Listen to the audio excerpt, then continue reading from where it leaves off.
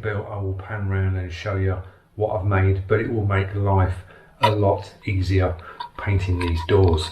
So I've got a clothes horse, the old-fashioned metal clothes horse. I got given this from a friend ages ago, and I just remembered it was behind the back of the old studio, so it's been out and it's weathered, but it is absolutely perfect to mount two doors on. I've added some timber, so we've got the angles on both the doors, and I'm on the portable workstation there that's got all my tools in. It's got a compressor on the back, so I can sit down on that and just scoop round and work around both sides of this, not a problem.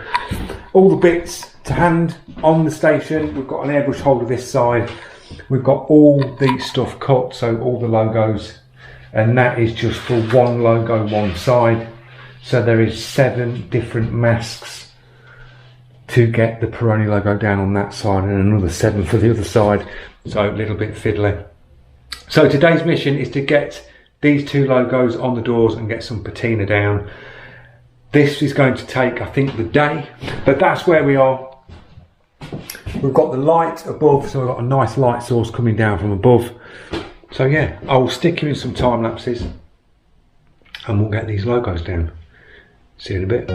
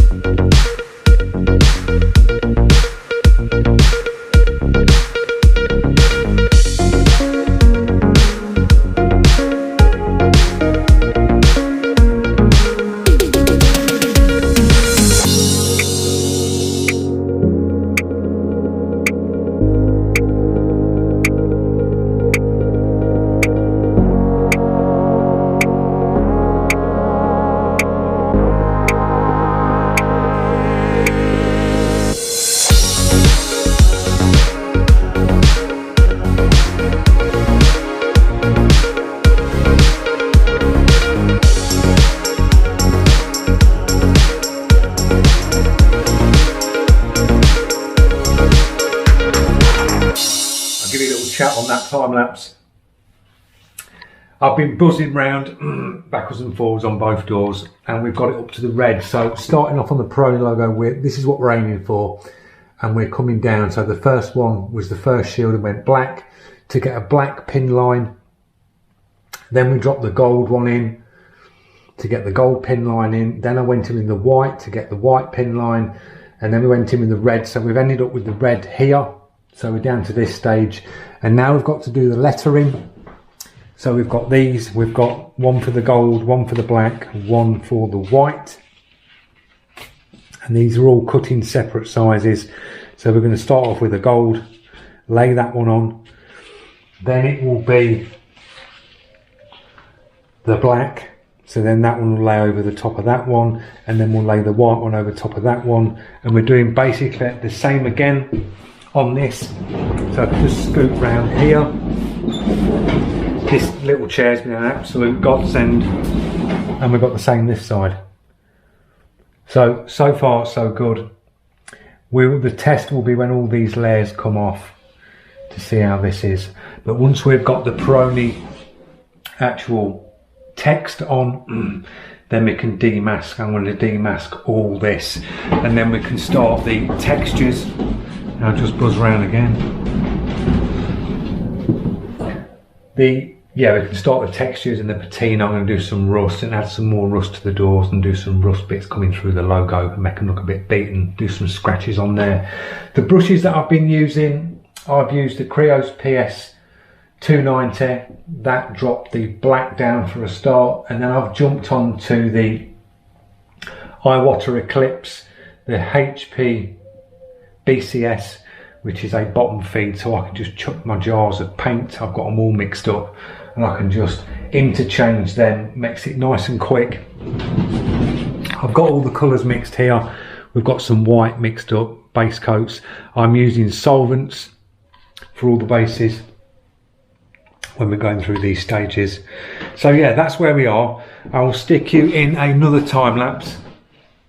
Enjoy the music, and it'll basically be the same again, and then I can give you another talk through at the end, and then we can start the patina part and get these doors finished. So I'll see you in a bit.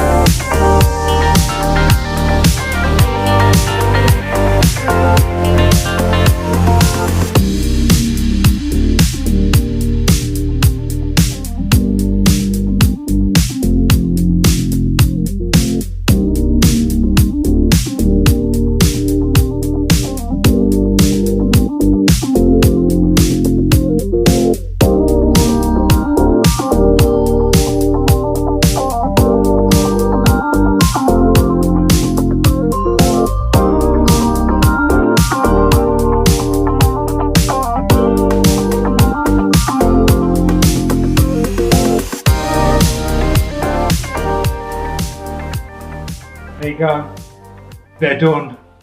Whoa, it was like peeling the layers off in that time. That's peeling them off nice and slow, but that's gone down really nice.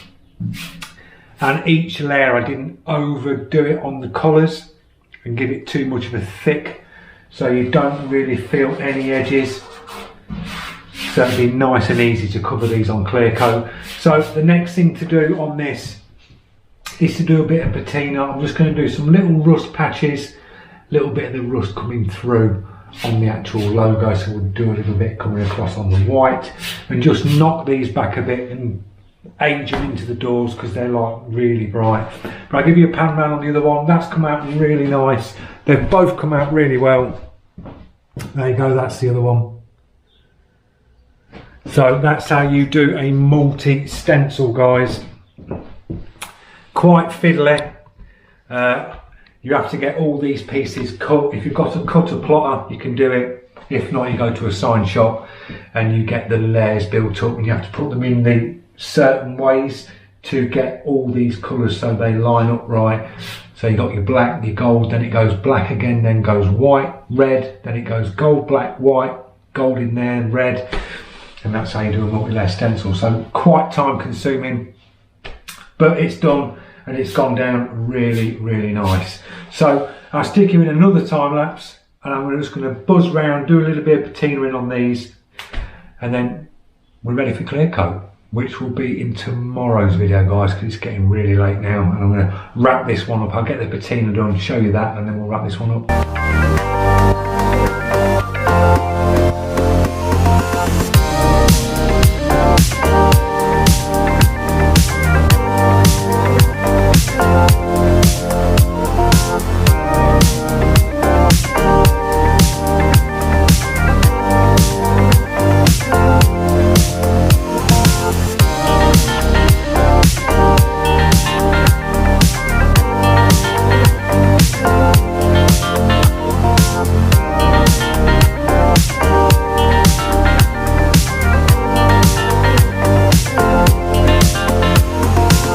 We are all finished, guys. I'll pan round, give you a little talk through about the patina, how I did it, and the paints I used to get the effect. So there you go. We've done some scratches in the logo, so now this blends into the door. I've added more rust pieces all around the door, gone in, just highlighted where the actual rust is. So there's scratches in the logo, give it that patinaed look. Same to this side, added the gouges into the logo so it looks like it's been there since day dot.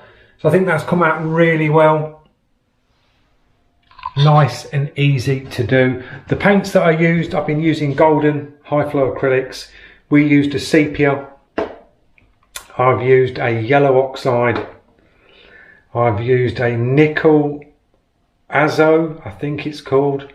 Some strange names on these paints, but it's like basically a orange oxide, and we've used a raw sienna, and I've sort of mixed them and made some tones out of them by combining them, and then just going back in with like the one straight out of the bottle and just hitting over the top and just bouncing across the layers to give you them different colours. We've done pull down like dagger strokes, little spray outs, and just built the paint up and let it splatter out, and then highlighted it, done big build ups, and it just gives it that nice patinaed look. So I hope you've enjoyed this video, and hope you can join me in the next one, which will be tomorrow, and we'll be clear coating these doors to finish them off. So we'll get them all clear coated up and they'll be good to go back to the customer. So there's one last thing to do today, and it is well deserved. I'm going to crack open a bottle of this, and I'm going to first time use my Iwata bottle opener one-handedly. So there we go, guys. I'll see you tomorrow. Cheers.